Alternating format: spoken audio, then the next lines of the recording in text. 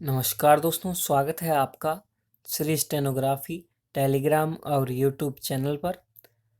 120 शब्द प्रति मिनट की गति से यह डिक्टेशन स्टार्ट होगा। डिक्टेशन स्टार्ट होगा ठीक 5 सेकंड बाद। Yes, ready, start.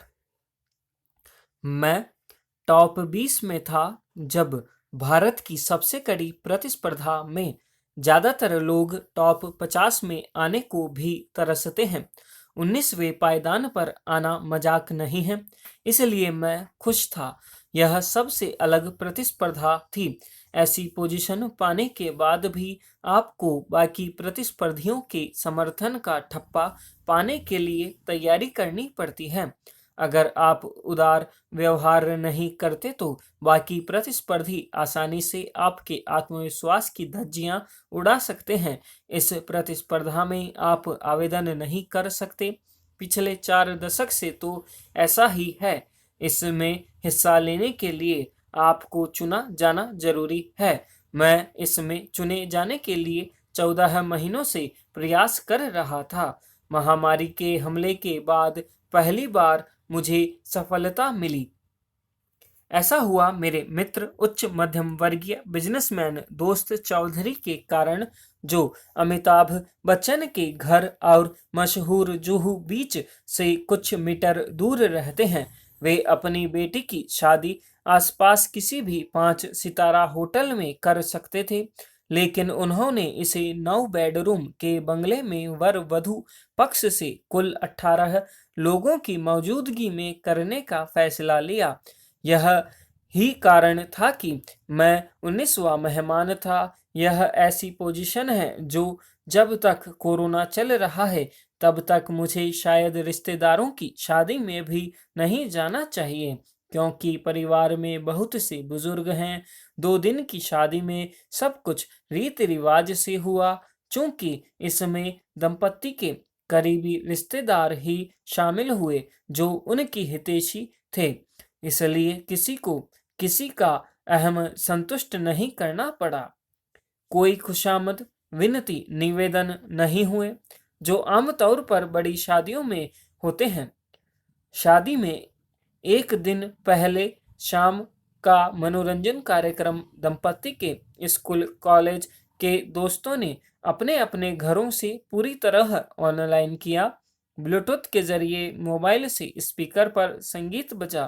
पूरी शादी फेसबुक पर लाइव पोस्ट हुई, जिसे अमेरिका से लेकर चौधरी के पैतृक शहर जलगांव तक में देखा गया। भारत में शादी उद्योग से जुड़े 1 करोड़ से ज्यादा लोगों को नया काम तलाशना पड़ रहा है। दुर्भाग्य से वे नहीं जानते थे कि उनकी इंडस्ट्री दरअसल माता पिता के अनचाहे अहम से फूल रही थी, जो उन्हें लोगों को प्रभावित करने के लिए खर्चीली शादियां करने के लिए उकसाता था।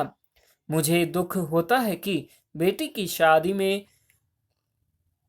ऊंची ब्याज दर पर पैसा लेते या अपनी जमीन बेचते और फिर बाकी जिंदगी अभाव में बिताते देखता हूँ। इसलिए मैं इस शादी की सराहना करता हूँ, क्योंकि यह कम अमीर लोगों को अपनी बेटियों की शादी कम से कम खर्चे में करने के लिए प्रेरित करेगी और उन्हें जान पहचान वालों से काल्पनिक सम्मान पाने के लिए उधार नहीं लेना पड़ेगा। चौधरी ने भले ही यह वायरस के चलते लगे प्रतिबंधों के कारण किया, पर मेरा सवाल है कि हम आगे भी ऐसा क्यों नहीं कर सकते।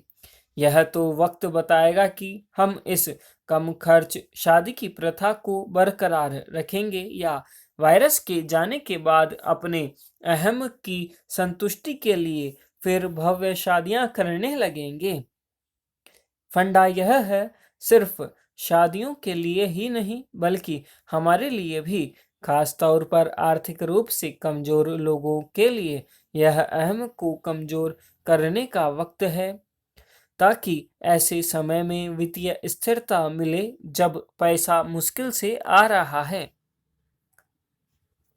मैं नहीं जानता कि एक बड़े समाचार पत्र में प्रकाशित होने के बावजूद यह पत्र आप तक पहुंचेगा या नहीं। आप में से तमाम लोग फोन पर बात करने, वीडियो देखने, चैटिंग करने, सोशल मीडिया पर कमेंट या सिर्फ सुंदर सेलिब्रिटीज की भीड़ देखने में व्यस्त होंगे, क्योंकि किसी आर्टिकल को पढ़ना आपकी प्राथमिकता में बहुत नीचे है। हालांकि अगर आपको इसे पढ़ने का मौका मिल जाए तो कृपया पूरा पढ़ें। आप फोन पर अपनी जिंदगी को बर्बाद कर रहे हैं। आप भारत के इतिहास की पहली युवा पीढ़ी हो जिसे स्मार्टफोन व सस्ता डेटा उपलब्ध है। आप हर दिन घंटों इस बीत इस पर बिता रहे हो। अपना स्क्रीन टाइम देखें, जो युवाओं के लिए अक्सर 5 से 7 घंटे का है। रिटायर अथवा स्थापित लोग अपने गैजेट्स का इतना समय व्यतीत कर सकते हैं। एक युवा जिसे अभी अपनी जिंदगी बनानी है, वह ऐसा नहीं कर सकता। 5 घंटे आपके उत्पादकता वाले कामकाजी समय को एक तिहाई है। फोन की लत आपकी जिंदगी का एक हिस्सा खा रही है। यह करियर की संभावनाओं को नुकसान पहुंचा रही है और दिमाग खराब कर रही है। अगर ऐसा ही चलता रहा तो आपकी पीढ़ी इतिहास में भूली हुई पीढ़ी बन जाएगी, यानी एक पूरी पीढ़ी जिसे 4G की लत है, जो लक्ष्यहीन है और देश के बारे में अनभिज्ञ है। फोन की लत के निम्न 3 टॉप नकारात्मक प्रभाव हैं। पहला, निश्चित ही यह समय की बर्बादी है, जिसका इस्तेमाल जीवन में अधिक उत्पादक चीजों पर हो सकता है। आप फोन पर लगने वाले 3 घंटे बचाकर उन्हें फिटनेस, कुछ सीखने, पढ़ने, अच्छी नौकरी तलाशने, बिजनेस खोलने में इस्तेमाल कर सकते हैं। दूसरा, फिजूल कंटेंट देखने से आपका समझ संबंधी दिमाग कमजोर होता है। हमारे दिमाग के 2 क्षेत्र होते हैं, पहला ज्ञान या समझ संबंधी और दूसरा भावनात्मक। एक अच्छा दिमाग वह है जिसमें दोनों अच्छे से काम करते हैं। जब आप कबाड़ देखते हैं तो ज्ञान संबंधी दिमाग कम इस्तेमाल होता है। जल्द ही आपकी सोचने व तर्क सहित बहस की क्षमता कम हो जाती है। आप किसी बात के गुण दोष देखने व सही फैसले में विफल होने लगते हैं। आप सिर्फ भावनात्मक दिमाग से काम करते हैं। सोशल मीडिया पर स्थायी गुस्सा, ध्रुवीकरण, किसी सेलिब्रिटी या राजनेता के प्रशंसक या उससे घृणा और किसी टीवी एंकर की लोकप्रियता, ये सभी उस पीढ़ी की ओर इशारा करते हैं जिसका नियंत्रण भावनात्मक दिमाग के हाथ में है। इसलिए वे जिंदगी में अच्छा नहीं कर पा रहे हैं। इससे बचने का एक ही तरीका है कि आप अपने दिमाग को सुन्न न होने दें और उसे उत्पादक कामों में लगाए रखें। तीसरा, स्क्रीन पर कई घंटे बिताने से मनोबल और ऊर्जा का क्षय होता है।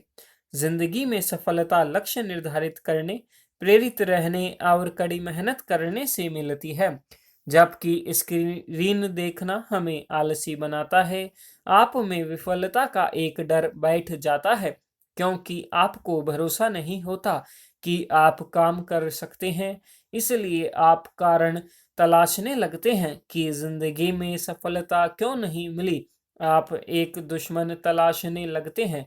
आज के बुरे राजनेता, पुराने बुरे राजनेता, मुस्लिम बॉलीवुड और उसका भाई भतीजावाद, अमीर प्रसिद्ध लोग या कोई और विलेन, जिसकी वजह से आपकी जिंदगी वह नहीं हो सकी जो हो सकती थी।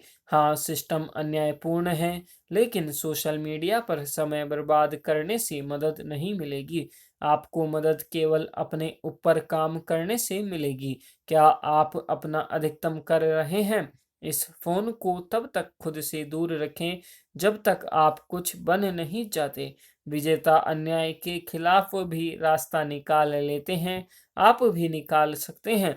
यह आप पर निर्भर है कि आप भारत और खुद को कहाँ ले जाना चाहते हैं। 120 शब्द प्रति मिनट की गति से यह अभ्यास समाप्त हुआ। करते रहिए कोशिश कुछ कर गुजरने की। मिलते हैं नेक्स्ट डे नेक्स्ट डिक्टेशन के साथ में। तब तक के लिए जय हिंद जय भारत।